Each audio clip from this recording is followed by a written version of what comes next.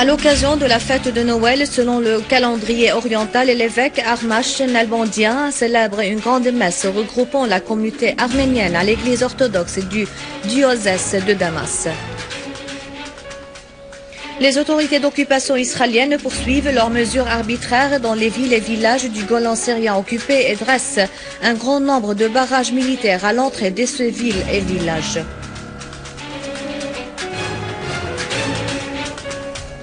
Maliki appelle les habitants de Fallujah à expulser les terroristes de leur ville. Les Irakiens exigent du régime saoudien de cesser son soutien au terrorisme.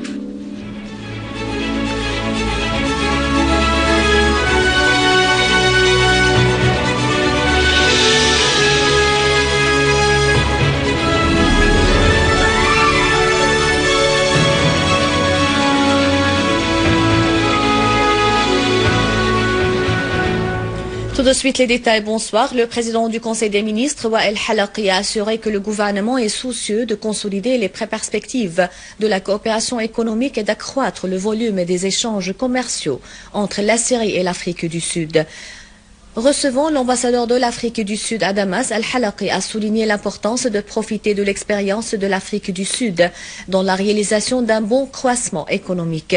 Al-Halaqi a fait savoir que l'accroissement du rôle des pays du BRICS en tant qu'acteurs économiques et politiques crucial sur la scène internationale avait abouti à la création d'un nouvel axe qui fait face à l'axe du despotisme, du colonialisme et de l'hégémonie et qui a contribué à la réalisation d'un équilibre stratégique sur la scène internationale. Par ailleurs, Al-Halaqi a affirmé que le gouvernement syrien est déterminé à lutter contre le terrorisme et à rétablir la sécurité et la stabilité partout en Syrie.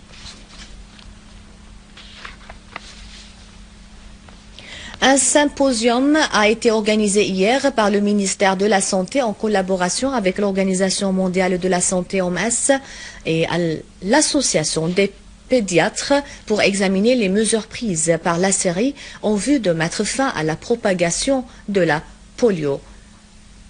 Oussama Samak, ministre adjoint de la Santé, a mis en exergue l'intérêt que portent les organisations internationales à l'arrêt de la propagation de la poliomyélite en Syrie. De son côté, Christopher Maher, responsable des stratégies de l'appui aux opérations et aux recherches relatives à la poliomyélite à l'OMS, a indiqué que l'OMS est confrontée à un média négatif qui vise aussi le ministère de la Santé en Syrie.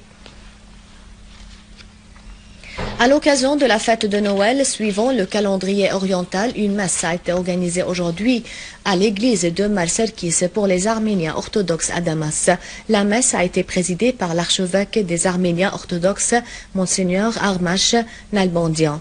Dans son serment, l'archevêque Nalbandian a souligné l'importance de consolider la fraternité et l'amour entre tous les Syriens, appelant Dieu pour le retour de la paix en Syrie.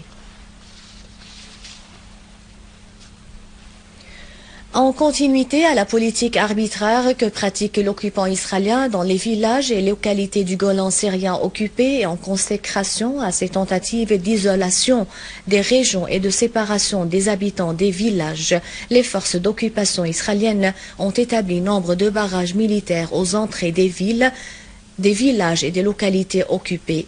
Et en consécration à ces politiques racistes, l'occupant israélien a déclaré le village détruit à Jebt al-Zid, à l'ouest de la localité occupée de Majd al-Shams, une zone militaire fermée. En concordance avec les combats acharnés que mène l'armée irakienne contre la nébuleuse d'Al-Qaïda et ses organisations affiliées dans la province d'Al-Anbar au nord de l'Irak, le premier ministre irakien Nouri al-Maliki a adressé dans un communiqué un appel aux habitants de la localité d'Al-Fallujah pour expulser les terroristes afin de faire éviter la ville du bombardement et les dangers des combats armés. Et dans le même contexte, les forces politiques irakiennes ont exigé la poursuite de l'Arabie saoudite en justice pour son appui au terrorisme en Irak, appelant à engager un procès dans des Nations Unies contre l'Arabie saoudite pour son appui et son financement au terrorisme en Irak. La coalition de l'Irakienne libre a affirmé que les indices de l'implication de l'Arabie saoudite dans le soutien au terrorisme en Irak sont nombreuses, dont les plus importantes sont les fatwas takfiristes et d'incitation, outre l'existence de prisonniers saoudiens condamnés pour terrorisme dans les prisons irakiennes. Des rapports des médias et des services de renseignement ont révélé l'implication de l'Arabie saoudite dans les crimes et les attentats terroristes en Irak qui ont causé la destruction de l'infrastructure et la mort de nombreux citoyens. L'armée arabe syrienne a mené des opérations antiterroristes dans les gouvernorats de Latakia et de Daraa. Dans la banlieue nord de Latakia, une unité de l'armée a avorté une tentative d'infiltration d'un groupe terroriste dans la zone de Qast al-Ma'af et abattu 13 de ses éléments, dont 4 de nationalité turque. Dans le village de Ataman, dans le gouvernorat de Daraa, plusieurs chefs terroristes ont également été éliminés et leurs repères renfermant des armes et des munitions ont été détruits. Dans la ville de Daraa, plusieurs terroristes ont été tués ou blessés dans les deux quartiers de Kirk et Saad.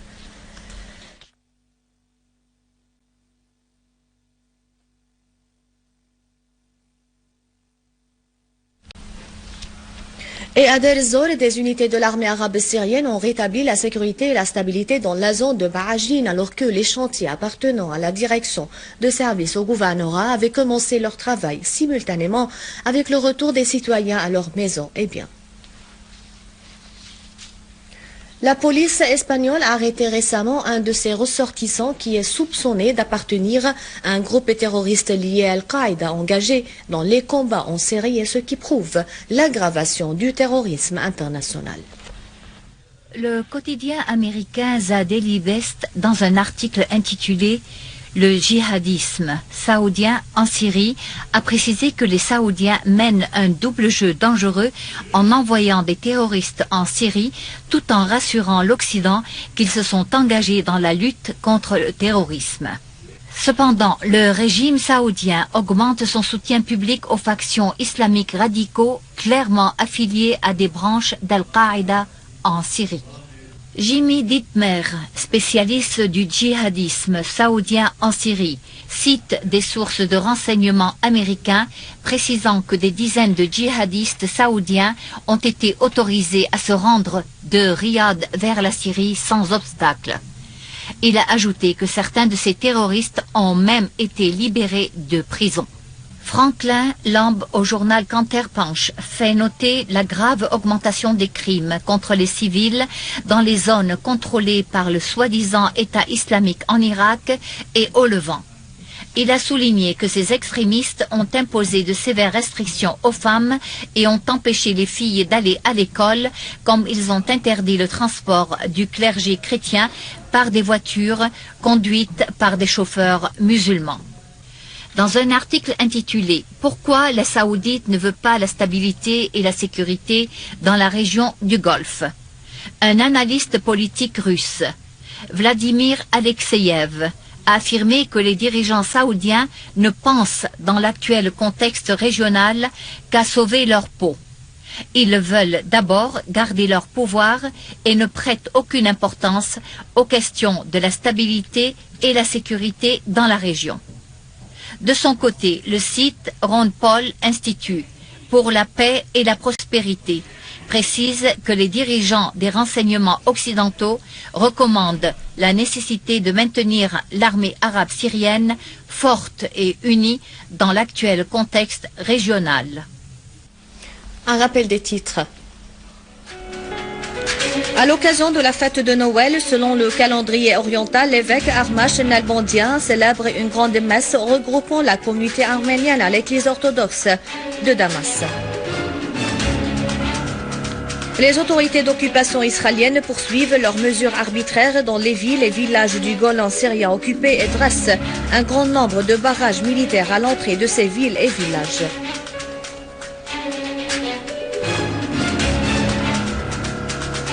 Maliki appelle les habitants de Fallujah à expulser les terroristes de leur ville. Les Irakiens exigent du régime saoudien de cesser son soutien illimité au terrorisme.